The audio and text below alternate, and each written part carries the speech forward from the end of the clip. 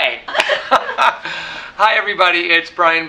I'm the Director of Skincare Research here at Paula's Choice Skincare. I am in Seattle. It's so great to be speaking with you again. Unabashed fan of the TV show This Is Us, so if you love that show too, you are my friend. I know my sister is like, don't you hate how that show makes you cry every week? And I'm like, I don't cry when I watch that show. I kinda do. Anyway, that's not what we're here to talk about, although if you have any plot twists or spoilers, you can leave them in the comments section. I'll check them later. We are here today I'm here today, and of course there's off-camera help, to answer your skincare questions pertaining to skincare in general, pertaining to Paula's Choice products. We just launched, what was it, yesterday, Allie? 2 new facial masks. And I know there's been a lot of questions across our social platforms on these masks, and so I'm here to address them right from the start. We have the Rehydrating Moisture Mask, which is for normal to dry skin, and we have the Pore Clarifying Charcoal Gel Mask.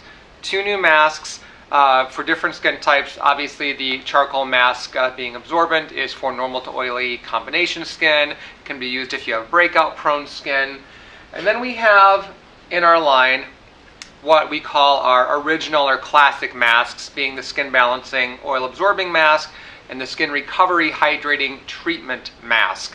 Both of the new masks are inspired by those original formulas, but they each went in a different path that really makes them uniquely distinctive in the Paula's Choice line. They're really what I call a modern day mask.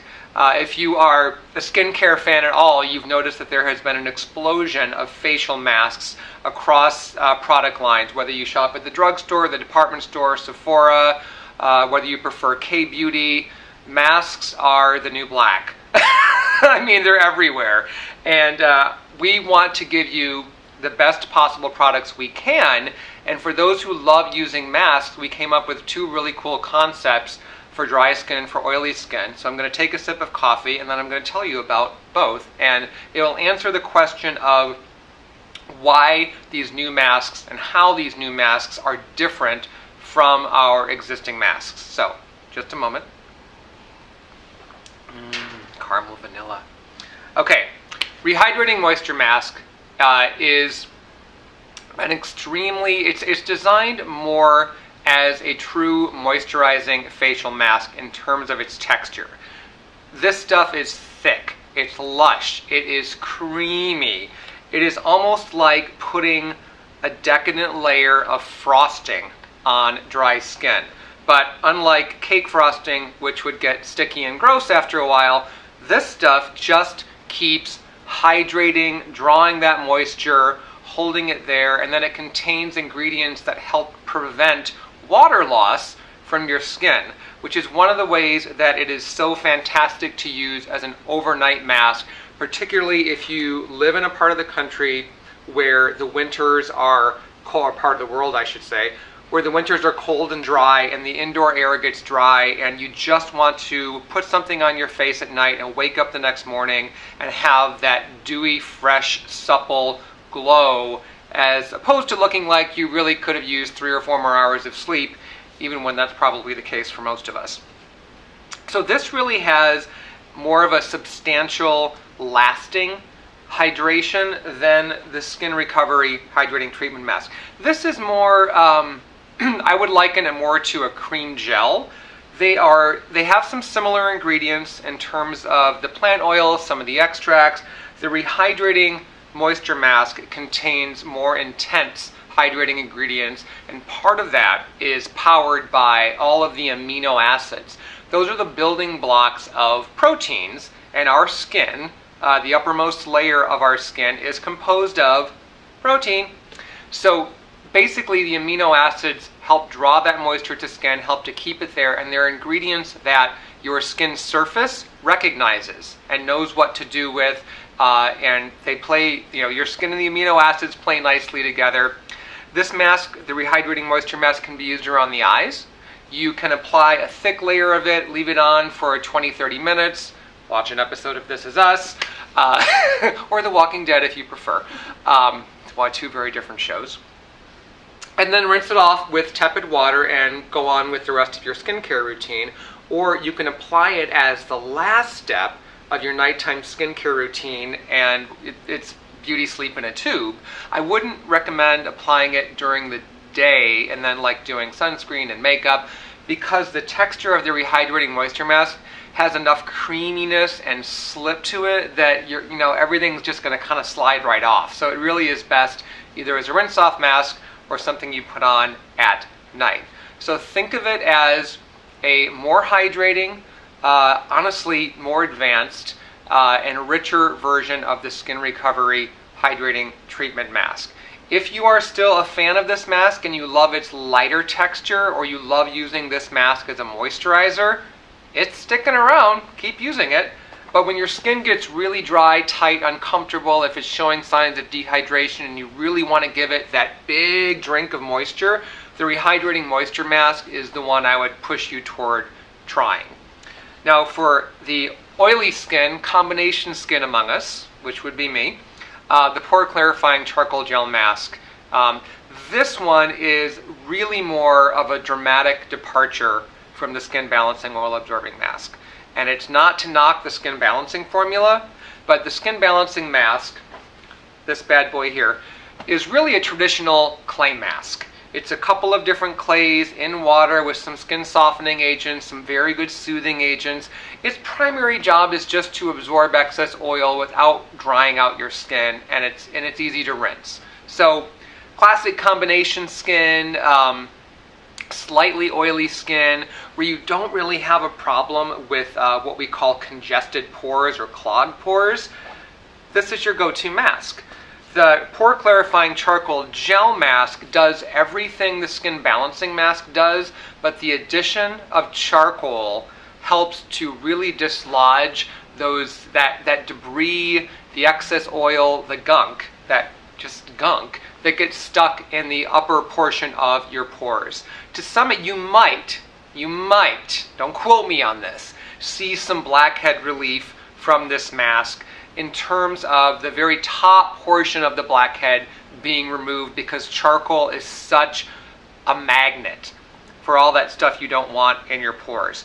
The root of the blackhead is still going to be there. Charcoal's not going to go that deep. You need a leave-on exfoliant with salicylic acid to really help dislodge those blackheads. But if you're finding that you have some lingering on the surface, that you're wondering, like, why isn't the BHA taking care of these too, you might find that using this mask gives it that extra nudge and allows that uppermost portion of the blackhead to get washed down the drain.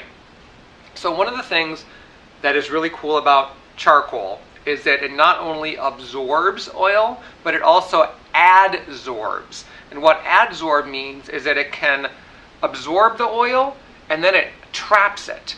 So if you look at activated charcoal or charcoal powder under a microscope, it's incredibly porous. And each little tiny pore and crevice in the charcoal sucks up that excess oil and gunk and then traps it there so it can't get redeposited back on skin. But you can still rinse it away. To that end, one of the drawbacks of charcoal masks, including several that I've used, is that they can be really difficult to rinse from skin, or you rinse it and you think it's gone, but then your face feels kind of gritty, or you can like almost see little black dots that you know aren't blackheads. We circumvented that by not only using a really finely milled charcoal powder, but we also combined it with some very gentle cleansing agents, so that as you add water to this and rinse the mask off, it all goes away. And of course, all that gunk goes down the drain too, and it leaves your skin nice and soft. So the other unique aspect, and why we're calling this a gel mask, is because it actually has a gel texture. So whereas the Skin Balancing Mask, is this one open? Oh no, it's not open. Okay, I'm not going to take off the tap. But that kind of comes out more like toothpaste, and it's opaque, pretty standard for a clay mask. This one has a gel texture, and it's black because charcoal is black, and it's really the only mask that we know of on the market that has that unique gel feel. So it's a really cool balancing act because the charcoal does its thing, and then the hydrating ingredients that compose that gel texture keep your skin comfortable. So this isn't a mask that are going to feel like this and you can't talk after 5 minutes because it's so tight. You could actually leave this on skin for 20-30 minutes and it's still pretty comfortable, and Allie's nodding her head. Allie was in our video. You have to see this video with Allie because it's just too adorable. But Allie actually has drier skin, and she said, you know, right before we started filming, she said, I can use this mask. It doesn't dry out my skin. It is best for normal to oily combination skin. Of course, breakout prone skin can use this mask. So there you have it. I encourage you to try one or both of the masks and see what you think. If you find that you prefer the skin balancing or the skin recovery for your skin type, and for your concerns, then like I said, those are sticking around, so you can continue to shop for those. Any other questions? We have questions about general skincare. Excellent. Paranita Ilani is wondering which is the best way to remove peach fuzz, and also how do you avoid the red bumps after hair removal? Ooh, a two-parter. There are me talk pretty one day. There are various methods to deal with peach fuzz. The downy-like facial hair that some women get. I've talked to women who have that, and you know, they're almost embarrassed about it, and I'm looking at them up close and I think, you know, I can barely see it. So let me say at first that we just generally always tend to fixate more on our own flaws and think that they're much bigger and more obvious than they really are to everybody else. So take that into consideration. In terms of getting rid of the peach fuzz, you can try shaving. That's always an option, not something that a lot of people like doing because it's daily upkeep. There are various depilatories that you can find at the drugstore, Nair being a common brand. Those chemically dissolve the hair on the surface of skin. The hair will grow back, so again, something like that, you'd have to keep using it. What else? Some people might suggest waxing. I think that's a little harsh unless your peach fuzz is more coarse, and rather than lying flat against your face, it kind of stands up, almost like a man's beard would, because the whiskers are naturally coarse. That's really uncommon, so I wouldn't. Waxing would probably be like a last resort if nothing else has worked. And then you can also use cream bleach. And lasers? Lasers, I haven't really seen studies on lasers for peach fuzz removal, because it's typically that hair, even if you have a darker skin tone, that hair tends to be light, and the laser is attracted to the darker pigments in hair. So you could certainly ask your dermatologist if laser hair removal would help with that concern. It's a valid question. I'm skeptical based on what I've seen and what I know about how lasers work, but there are always new laser technologies coming on the scene, and it's to the point where it's impossible for people like us here doing research to keep up with everything, especially when our focus is more skincare. But those are the top suggestions. There are, or at least at one point, there were moisturizers that claimed to slow down the rate of hair growth. I don't know if those are still on the market anymore. And then the other thing that you could do when you're putting on skincare and makeup, massaging those products into the skin, is always go in the direction of the hair growth as opposed to against it, because doing that pushes the hairs up and it causes the product to get caught underneath it, so the hair won't lie flat. But if you smooth it down this way, kind of like taming a cowlick, on your head with the hairstyling product, just smooth it down. Oh, and then the question was the red bumps. Red bumps. I love salicylic acid for that, because it's just so naturally calming and helps fight the appearance of redness. A popular product you'll see on the market for this concern, which is also referred to as razor bumps, would be Tend Skin. Last I checked, Tend Skin was pretty high up on the isopropyl alcohol content. Isopropyl alcohol is not a good type of alcohol to put on your skin. It's also known as rubbing alcohol. It disinfects, but when you're dealing with raised red bumps, disinfection typically isn't what you need. You need something that is going to reduce the look of that redness and calm the skin, and salicylic acid is brilliant for that. So you can find products from several different brands that contain salicylic acid. Probably no other brand than Paula's Choice has the wealth of options that we do. We have liquids, lotions, gels, creams, and any of those are options to just dab on with your fingers or a cotton pad to the redness prone areas. And of course, it's such a multi-talented ingredient. I'm sure that there's another concern you have on your skin that salicylic acid would be helpful for.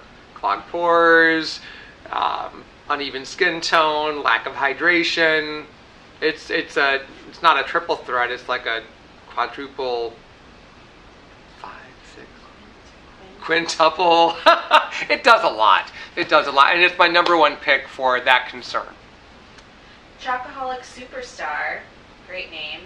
My forehead always looks bumpy and textured, and I have been getting more breakouts around my chin. Is there anything I can do about it? I have bangs, if that makes a difference. That might make a difference. It wouldn't affect the breakout you're seeing on your chin unless you're going for the cousin it look and your bangs are way down here, which I highly doubt. But on your forehead, the bumpiness, the clogged pores could be a result of the styling products you're putting in your hair. Could be from hairspray. It could be from a styling cream that you're using. It probably isn't from a silicone serum. Silicones in general are not known to clog pores. They're breathable ingredients, they're porous ingredients, so they don't suffocate skin. They're not occlusive in the sense that skin is blocked from everything else. But a lot of the silicone serums and sprays in use today also have plant oils in them, like jojoba or evening primrose oil or argan oil, and all of those oils have the potential to clog pores as well. So if you have two choices in that regard, you can change your hairstyle so that your bangs aren't resting on your forehead, or you can change the products you apply to that portion of your hair. So maybe you have longer hair and you need a styling cream kind of for this area in the back, but maybe in the front you can leave that with less product, or just be careful about using the heavier products in that area.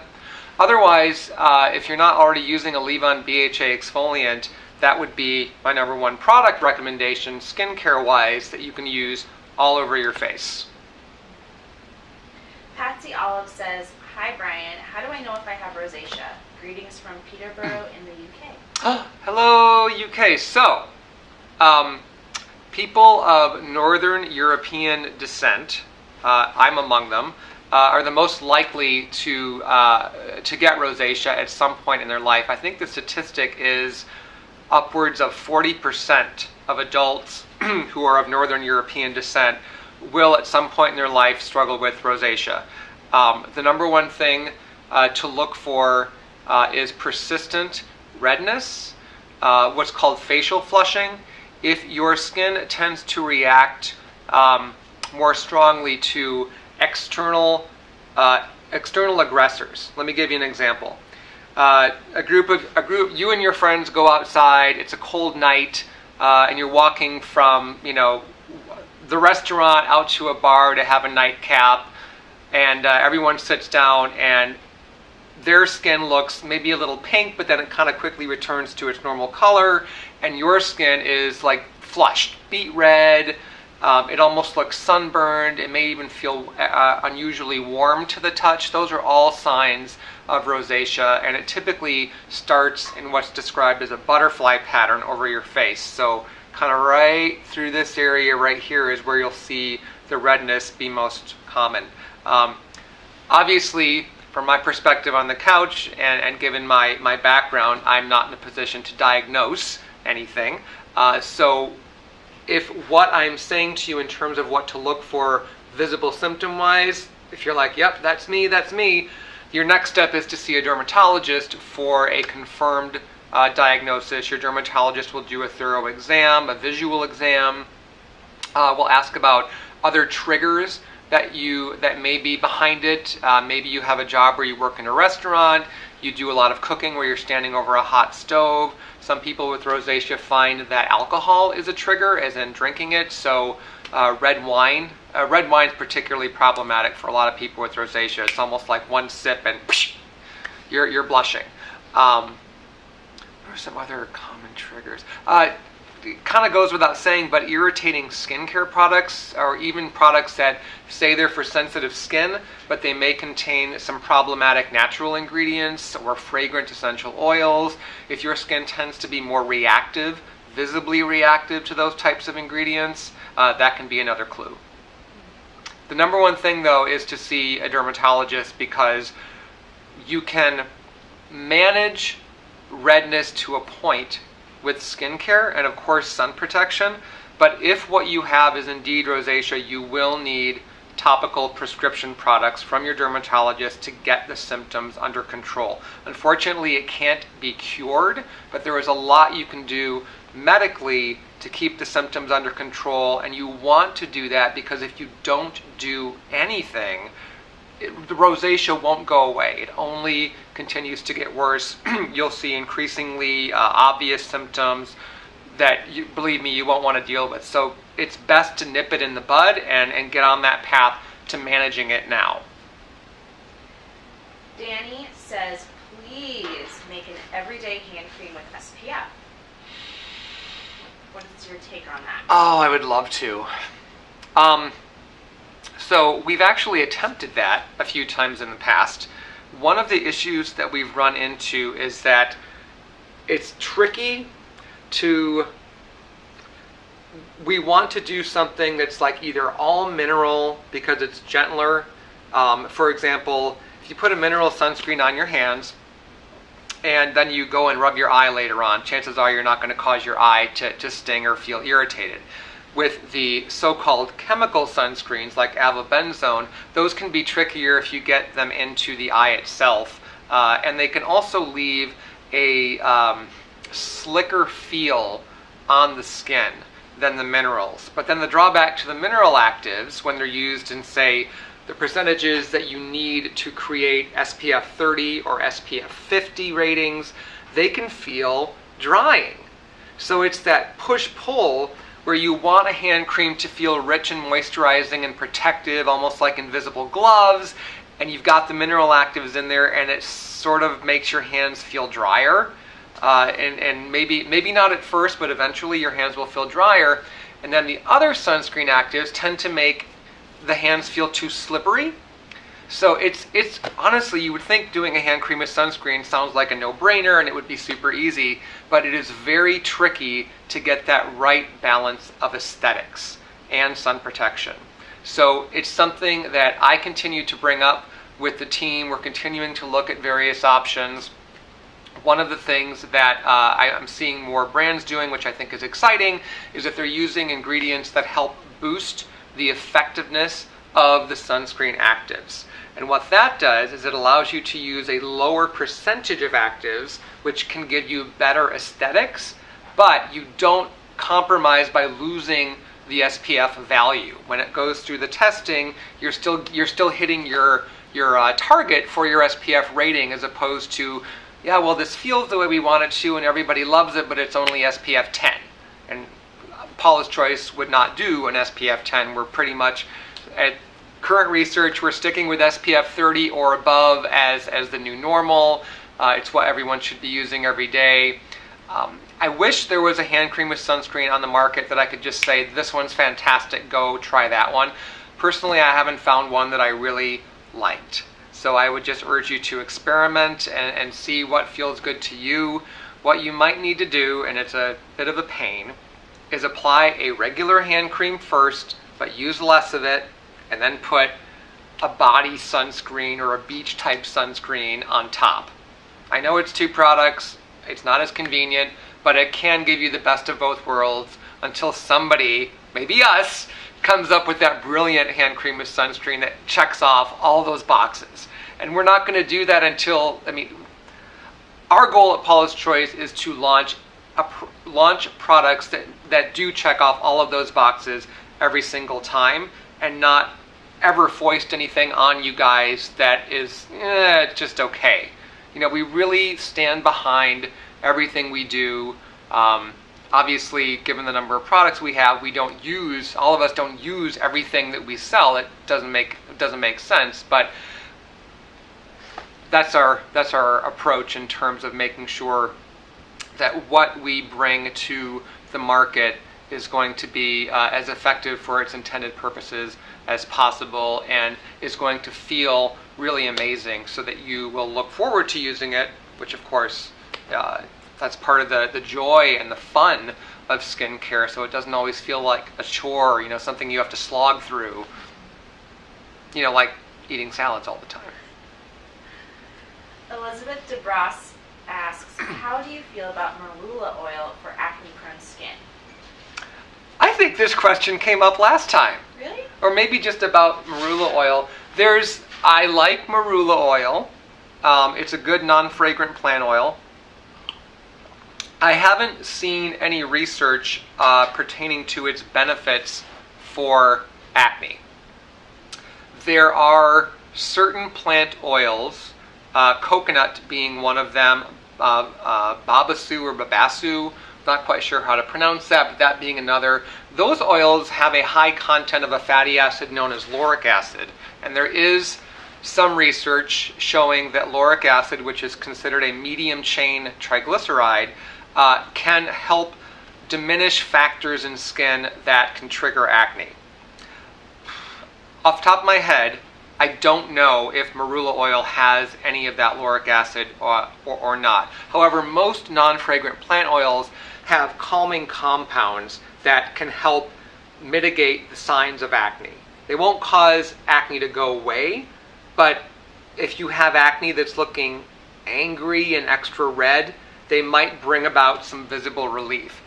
But I would caution you with any oil when you have acne to monitor how your skin responds, and if you start noticing more breakouts, don't try to power through that. Chances are it's just too much for your skin, whether you're producing too much of your own oil or whether there is just something about that oil that is clogging for you.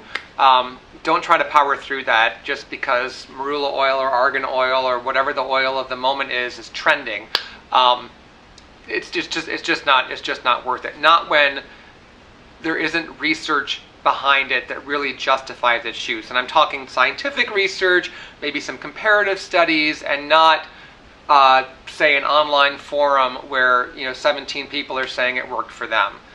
That's great. I mean, if it worked for you, but just keep in mind that without that research to substantiate it, it's not going to work for everyone. Super A Queen B is wondering, I love these names. Could I use the 4% BHA foam if I have dry skin? I feel like I need something stronger than 2%. You can, yes, but I would suggest doing the new 4% BHA serum that's in the dropper applicator. I think that is a more hydrating formula. My cheeks are dry. I have combination skin that's more classically oily, dry. And I use that 4% BHA serum a couple times a week all over my face, and it's fantastic. I had some problems in the past with the foam where it would work fantastically in my T-zone, but it would make my cheeks feel dry. And the new serum doesn't do that, so I would go for that product instead. It's fantastic. All due respect to the foam. It's currently out of stock right now, but it'll be back December 1st. Okay. For those who may not have heard that, it is currently out of stock right now. Bad Bryan. It'll be back December 1st though, so put it on your Christmas wish list, your holiday wish list. Lily Cuna says, "Hi, I have a very breakout prone skin, but managed to control it by using different products like your 10% AHA, Weekly resurfacing, yeah. 2% BHA, and 10% niacinamide booster at the same time. Can that be bad for the skin, using all three of those products?" No, some people's skin may not be able to handle that level of exfoliation. How will you know? If you are combining exfoliants, meaning applying them at the same time as opposed to applying one in the morning and one at night, you will start seeing what we call a kickback, which would exhibit as more sensitive feeling skin, flaky areas, maybe some rough patches, maybe a little bit of redness. And so those are all signs that you need to reduce the strength of the exfoliants that you're using, or apply them at different times of the day as opposed to all at once. There's no reason you cannot use glycolic acid and salicylic acid with niacinamide, even at a 10% concentration. For all of our high strength products like that, we always include additional soothing ingredients, and some of those ingredients are just inherently soothing in and of themselves. Niacinamide being a tremendous ingredient because it can help enhance ceramides in the skin, which are a key component of skin's healthy barrier. When your barrier starts getting depleted, it's usually because the ceramide content, along with some other ingredients like cholesterol, starts diminishing. And that can happen due to irritating products or ingredients. It can happen due to environmental exposure. It happens due to sun damage, just the passage of time. So giving those ingredients back or adding ingredients that can help ramp up those ingredients naturally in your skin is a brilliant way to make your skin surface stronger and more resistant to moisture loss, to dehydration, and to signs of aging. Marlies Kroon is wondering what happens to the gunk that BHA pulls out of your pores. Does it sit on your face all day? Not technically. I mean, technically no. What it's pulling out of the pores would be excess oil. It would dead skin cells, of course, and the dead skin cells, even though they can build up in the pore lining, you don't necessarily see them coming to the surface. You're not going to look in the mirror and say, "Oh, look at those clumps of dead cells. Those need to go." Tiny hairs that can also contribute to clogging the pore lining. There's little hairs that can get stuck. They come to the surface, but you won't necessarily see them. In part because the BHA works to make those even smaller. For example, it has a thinning effect on the oil, which is normally more like thick and viscous in the pore, so it helps that oil to flow to the surface more naturally, and then it can just be washed away.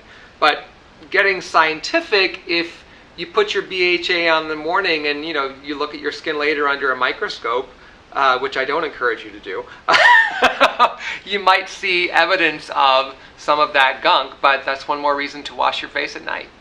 But you won't go around during the day looking like you've got a bunch of gunk sitting on the surface of your skin and everyone's going to wonder why you just haven't washed your face yet. It's not like that. Lisa Herr is wondering, how should someone incorporate a higher strength retinol into their skincare routine? Well, it would depend on what else you're using. If you are using other products that are more bioactive, if you're using products that are fragrance-free, which I would encourage everyone to do because fragrance can be a problem for everybody's skin, even if you're using 2 or 3 products that have just a little bit of fragrance, it adds up. My general advice when you're introducing a retinol product is to start slowly, particularly if you've never used retinol before and so you don't really have any history in terms of how your skin will respond. And I'm not saying this to scare you about retinol, but it is a stronger ingredient and not everyone can tolerate it every day or in certain strengths. So there is that period of experimentation that most of us need to go through.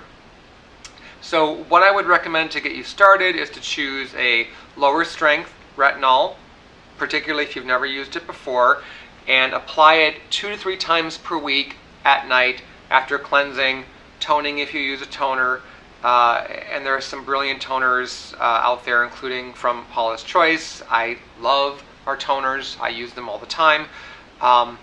You'd put on your AHA or BHA exfoliant if you use that at night, the retinol product, and then you can follow with your serum a lightening product if that's in your routine, and finally your moisturizer. You might not need the moisturizer if the retinol product and the serum and or the toner are giving you enough hydration, which can be particularly true for somebody who has combination skin. Jeanette Cham says, thanks to Paula's choice, my acne has cleared up dramatically. Excellent. But I still struggle with clogged pores. I use the 2% BHA liquid and have tried the 9%, but still have trouble. Any suggestions? You know, in situations like that, you could find additional relief from seeing a dermatologist for a higher strength AHA or BHA peel to really give your skin that extra nudge.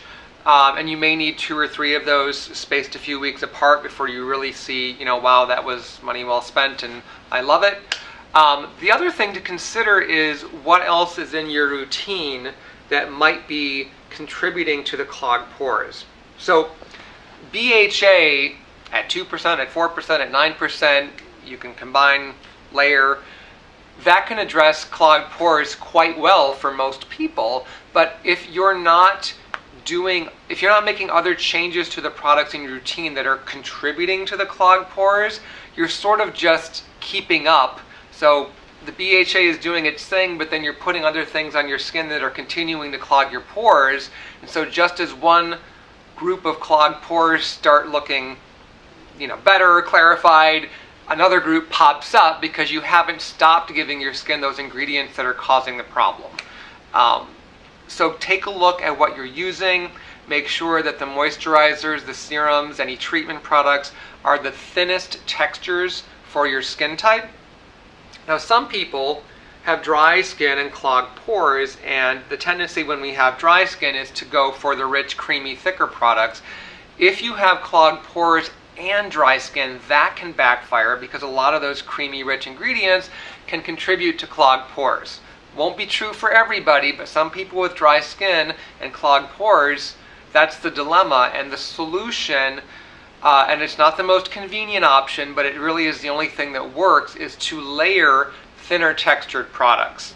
So for example, you would layer a water-based serum, maybe with an essence type product, which always look for products that are going to give your skin those extra benefits, brightening, evening your skin tone, and then you would finish with a lotion or a thin fluid SPF during the day or moisturizer at night. And so it's that combination of those 3 thinner textured products that will get you to where you want to be without posing an additional risk of clogging pores. So try that type of experimentation and see if your clogged pores don't become much less of a problem. Maya F is wondering if waxing your eyebrows could promote wrinkles. No, not really. It could, if you're not being careful about, like if you're using the strip type wax where you, if you're pulling that off too aggressively, you're stressing and stretching the skin, and that could over time contribute to sagging, but not wrinkles. No, not really. No more so than anything anything that you can do to minimize irritating skin or pulling and tugging at skin is going to minimize the risk of wrinkles. So, but there's no reason that you can't wax around your eyebrows and do so carefully and gently in terms of how you apply and how you remove. So if you're just taking precautions there, I wouldn't worry about waxing being a factor in wrinkles at all. Angie Olson is wondering if titanium dioxide alone is enough to protect from both UVA and UVB rays. I feel that zinc oxide dries my skin out. Zinc oxide is a more absorbent ingredient than titanium dioxide. They're both naturally absorbent because they're earth minerals. By the way, they're earth minerals in the sense that titanium is a mineral and zinc is a mineral. You're not going to go dig up zinc oxide in your garden or, you know, as you're rock climbing. Oh, there's titanium dioxide. Both of those ingredients come from the earth, but they are modified to be effective and to be aesthetically pleasing in cosmetic products. If you use pure zinc oxide on your skin, you would get sun protection, but you hate the way it looked and felt. So titanium dioxide, there's conflicting research on where its UVA peak is. But generally speaking, the majority of research agrees that titanium dioxide and zinc oxide provide very similar levels of broad spectrum protection. It's still an active ingredient that is approved for use as a sunscreen. I'm talking about titanium dioxide on its own, but what we are seeing more of is zinc oxide on its own, or zinc oxide combined with other sunscreen actives. And the big reason for that isn't because titanium dioxide is less effective. It has to do with international regulations, and those vary from different parts of the world. So what brands who sell all over the world have to do is compromise to make sure that their products are harmonizing with global sunscreen requirements. Nis In wants to know what body sunscreen is your favorite right now. What body sunscreen is my favorite? What did I use this past summer? More often than not, I would use, there's a brand that I use on my son called Baby Gimmicks, which you can get at Target, and they make a spray lotion that has zinc oxide with some other actives, and we use that one on him. And it was always with us, so I would just start spraying it on myself, and that was probably the one I used the most for the body. I do like the Paula's Choice SPF 43 sunscreen spray. That one is lighter and easier to apply than the Baby Gimmicks one, but I didn't opt for that one to use on my son because I just, generally speaking, for children's skin, the mineral actives are going to be gentler. And I know that the Baby Gimmicks one I just mentioned has some of the synthetic actives, but he doesn't, his skin is tolerating those just fine, and zinc oxide kind of leads the pack there, so that's a good one. I did not like, just in case you're wondering, the Baby Gimmicks lotion. They make an SPF lotion, I think there's a 30 and a 50, and those were kind of lumpy, they didn't spread very well, they felt a little chalky. So if you want to go for the lotion spray, and if your sprayer gets clogged, just rinse it in warm water. It's super easy. Marlo Brandon wants to know if you can tease a few products that are coming up or are currently being worked on. What is Kate cooking up? Kate's Kitchen. Today's recipe is, I would love to. I can do some teasing in sort of a vague way, in that we have a couple of really, we have some surprising, amazing products coming out next month that I think will find a regular place in the routines of many of our customers. How's that? And we're working on some really interesting, innovative things for launch in 2018, some of which are further along. Really, I think what you're going to see from Paula's Choice is even more innovation, even more of a focus on making sure that we're offering you guys the best and broadest array of ingredients, product types, and textures. And believe me, we know that as the line continues to grow, it can seem more confusing. How do you know what to use when everything sounds so great? And we're also working on that side in terms of helping to, we're working on some website implementation to make finding your best products easier than it is right now. And it isn't very easy right now. I'll just come right out and say that, because we have so many products, and even though they're organized by category, you get to a category page and you're just like, oh, okay, well, all of these serums sound fantastic, and there's 3 options for my skin type, so I narrowed it down from 6 to 3, and how do I get it down to 1? And that's where our client services team can come into play. That's where your personal preference for texture or individual ingredients comes into play, because they differ obviously from product to product. Some people like oatmeal raisin cookies, some people like chocolate chip cookies, but they're both cookies, they're both delicious. Rachel M. is wondering, best choice of skincare for a preteen and a full-blown teen who is getting acne.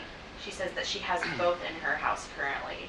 Okay, so for the preteen, unless they're showing a strong interest in getting into skincare and really doing something every day, I would say cleanser, a water-soluble cleanser that they can get in the habit of using maybe once a day. You know, if the preteen isn't wearing makeup, she probably, and if her skin isn't showing signs of being oily, she probably doesn't need to wash her face in the morning. She's at that age still where she's not getting that buildup of dead skin cells. Her skin is still exfoliating naturally, and you know, it's probably looking pretty good year-round in any weather. Cleanser, and if you can get your preteen into the daily habit of applying sunscreen, you will be way ahead of the game, and years later she will thank you. He or she will thank you because their skin is going to look so much younger and more even than their peers who either only wore sunscreen for days at the beach or just never really bothered with it at all or kept tanning. If you're dealing with teen girls, they will be tempted to tan, and they will want to tan indoors. That's going to be a struggle. Obviously, be sure you lead by example. You know, don't go to the tanning booth yourself and then tell them not to do it. Much the same way you probably wouldn't smoke a cigarette in front of your kids and then say, "But don't do this." You know, and I used to smoke. I quit a few years before we adopted, and I'm so glad that I did for many reasons. But I just never wanted to be one of those parents that smokes in front of my kid. Bad habit. I didn't, for the teen. Oh yeah. For the teen with acne, getting her started on our clear routine to get her acne under control. Huge self-esteem booster. If the acne doesn't respond well to over-the-counter products, do get a dermatologist involved, because there are other options that he or she will have that can work with an anti-acne skincare routine to get that acne under control. And then, again, with the sunscreen, and if she's kind of nervous about putting a sunscreen on because she thinks it's going to make her break out, we have a couple of options, including one in our clear line that isn't an acne sunscreen, but it is a very thin textured lotion sunscreen that's extremely unlikely to clog pores. Super light, easy to apply. So if you can get her using something like that, and one of the nice benefits of protecting your skin from further sun damage, a lot of people think that when you have acne, getting a tan either clears it up, dries it up, or somehow makes it look better. And it really just causes a different type of damage in the skin that can make acne worse in the long run, particularly the post-acne marks, those discolorations that are on the skin after the acne has gone away. So sunscreen can really help prevent that. Of course, sunscreen prevents tanning, sunburn, and will actually be better for acne-prone skin in the long run, because you're not introducing that type of damage that just kind of fuels the fire of what causes those marks to stick around. All right, we have a time for a couple more questions. Beautiful Imperfection Lightning round. is wondering if pimple patches are a gimmicky product, or are there some that actually work? Have you heard of these? I have heard of pimple patches. When they contain over-the-counter active ingredients that research has shown to be effective, salicylic acid, benzoyl peroxide are the two big ones. Don't use the ones that have sulfur. If you've happened across any of those, it's just too drying. Sulfur is a strong disinfectant. I'm not saying sulfur doesn't work on acne, but it's too strong for many people. Benzoyl peroxide can be just as effective and much gentler on skin. You want to be careful look at the ingredients. If they contain a lot of denatured or isopropyl alcohol or film forming agents, which is what causes them to stick to the skin, and then you find that it's like really difficult to remove, you always want to treat your skin as gently as possible. So I would, if you want to experiment with these acne patches, make sure that the ones that you're using are comfortable, are medicated with the right over-the-counter acne-fighting ingredients, and that when you go to remove them, you are not pulling at your skin. You're not seeing like a big red mark where the patch was, which would indicate that whatever the adhesive is, it's irritating your skin. So just proceed with caution. My other note about the acne patches is that they can be an expensive way to deal with acne if you have breakouts randomly all over your face. If you're somebody that gets that occasional blemish in the same general area, maybe once a month, once every other month, the patches can be great because you can sort of keep them on hand like a Band-Aid to use as needed. But for somebody who needs to keep on top of their acne every day, they're an expensive way to go about doing that. Will Work for Fashion 100 is wondering how effective vitamin C is in the reduction of hyperpigmentation as compared to hydroquinone. Would you recommend using both products, and if so, how? Keep up the great work. Thank you. So hydroquinone is the gold standard for lightening brown spots from sun damage and from other influences that happen within the body and trigger those discolorations. Vitamin C can be effective, but I look at vitamin C, they work in different manners. Vitamin C is really better for brightening, and the good news is vitamin C and hydroquinone can be used together. And what research has shown, particularly for sun-induced skin discolorations, is that it's the combination of ingredients that tend to have the best results. So rather than just using a hydroquinone product, you could use hydroquinone with the retinol product, hydroquinone with vitamin C and or niacinamide, and it's that synergistic action on the skin that leads to the best visible results. So I would absolutely say try them both. If you have brown spots that you're going to use hydroquinone for, chances are you have other signs of sun damage, including dullness and just that markedly more uneven looking skin tone, and that is where vitamin C really shines. No reason you can't use them at the same time and address both concerns. All right, one more question. Okay, one more. I'm considering using your Body BHA twice a day instead of once a day, as it's really helping the KP on my arms and back knee. Okay. Is it then still necessary to wash the skin before every application? You know, we're not talking, I wouldn't apply the weightless body treatment to arms that have sunscreen on them, because sunscreen is designed to stay in the top portion on the surface of skin. Makes sense because UV light hits the surface first and then penetrates into skin.